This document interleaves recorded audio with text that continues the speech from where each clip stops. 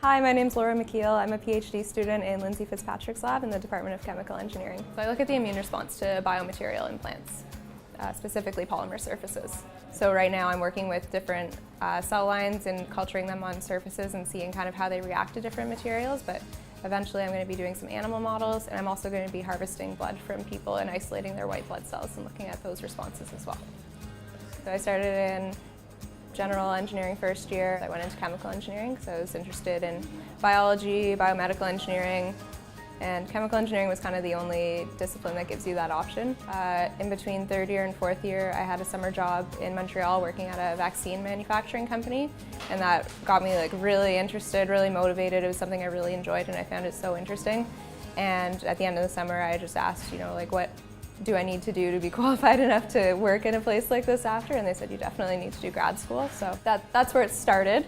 I had never thought that I would do grad school before that point. I kind of thought I'd just go through school and work somewhere as a chemical engineer. So after working there, I was kind of like, okay, grad school. Interesting. I started looking at profs. I looked at a bunch of universities all across Canada. It ended up being that the department here got 2 new professors recently in biomedical engineering. My supervisor, Lindsay, her research interests me the most, so I submitted an application to her. I had interviews with a few other profs at other schools, but her research was really what interested me the most. So I started right after undergrad, May 2015, in my master's program, and then just last month I promoted to a PhD.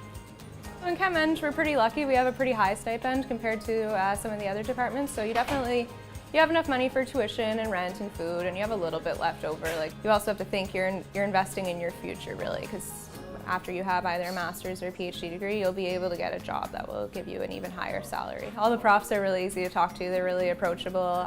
Chemical engineering, we have a Chem Eng Graduate Student Association, KEGSA, so that's been really awesome because they organize a lot of departmental events that get. If you're interested, you should definitely go for it. I think you'll find it really rewarding, and it's just so different. You don't even know what it's going to be like until you start, I think. Kingston's still really close to Toronto, Ottawa, Montreal, so it's not hard to go see other people, but I'm liking it a lot more now that I'm in grad school and I have time to explore it. There's a lot of cool farmers markets, and Kingston seems to have all these festivals and events that go on every weekend, so you can usually find something to do, and lots of good food too. You're investing in your future, really, and you should definitely go for it. I think